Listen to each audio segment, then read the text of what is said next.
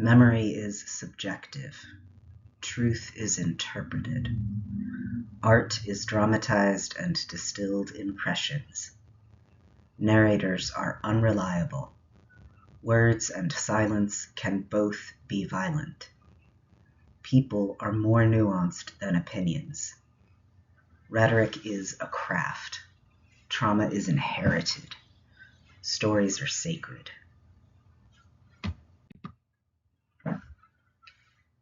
Unlearning.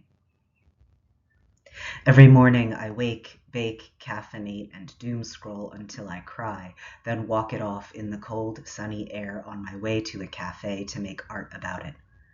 My neighbors back home are being kidnapped off the street and sent to concentration camps.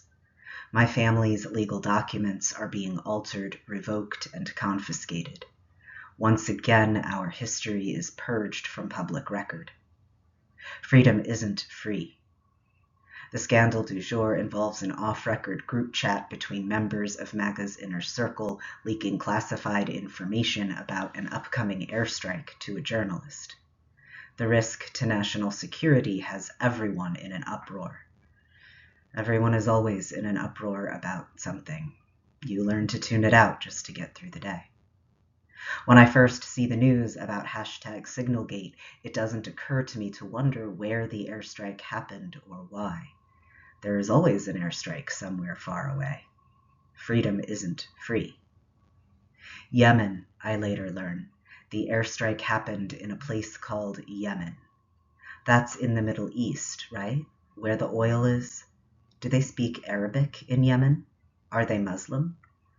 Artificial intelligence summarizes my search results for Yemen, so I don't have to read any of the articles or see pictures of wailing brown figures huddled around small shrouds in the rubble. There is always rubble in that part of the world, far away where undeveloped civilizations butcher each other over their barbaric religions despite our noble efforts to keep the peace. AI tells me that yes, Yemen is in the Middle East where the oil is. Yemen's government is unstable. There is unrest. I see a photo of emaciated brown children holding out empty bowls.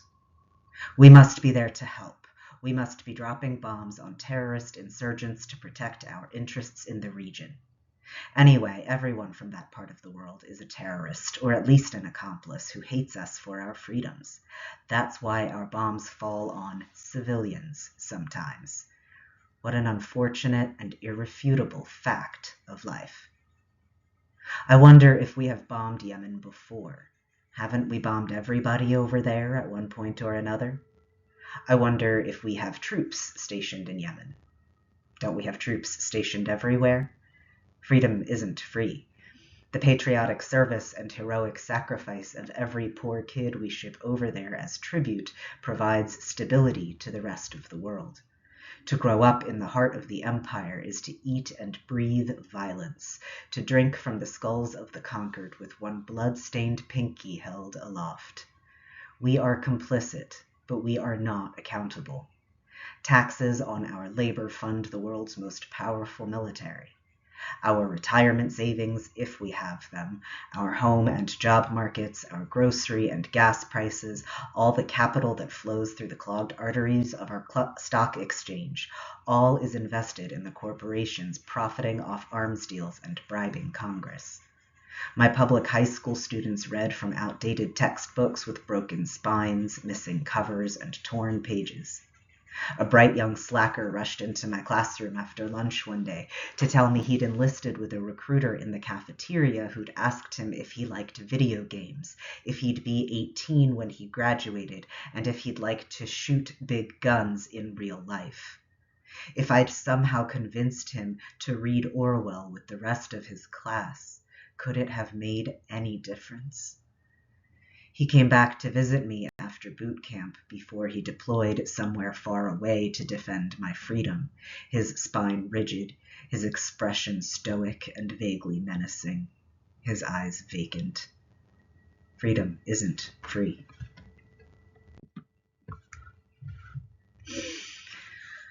I crave surrender. to feel safe at the mercy of a powerful and benevolent gentleman. I yearn to be kept, admired, displayed, protected, provided for, to gaze out my tower window, sweetly sighing for that which remains forever beyond my reach. I have been groomed since birth to please wealthy white men, to refuse them nothing, to do as they bid me, to be as they desire me. My worth is determined by their approval. My safety depends on my obedience. Even now that I've escaped, I'm still not free. I still defer to the nearest white man for cues in unfamiliar places. I still avert my eyes and make way for white men who pass by. I still flinch if any white man raises his voice, still chart his proximity and the placement of his hands. I still apologize if a white man so much as frowns in my general direction, still flatter and fawn until he is comforted. I still smile for white men who command it. By the time I muster the resilience to recognize and resist my conditioning in these moments, I have already capitulated to the shame of diminishing myself and been rewarded with the privilege of his attention. This is my natural state. How many more of us have to die before you listen? How long ago was it that we laughed at them too? Absurd, fragile caricatures molded by propaganda, they took our ridicule as permission to participate in society. We stopped laughing at them when they started killing us, but by then it was too late. Listen, their pickup trucks will display 4 hate flags: MAGA, Confederate, Don't Tread on Me, and Thin Blue Line. They don't wear white hoods in public anymore. They've traded red swastika armbands for red MAGA hats, but they are the same bigots with the same genocidal intent. We are here, they signal. We will kill you. They will let us. Listen, it will be just one pickup truck at first, somewhere prominent.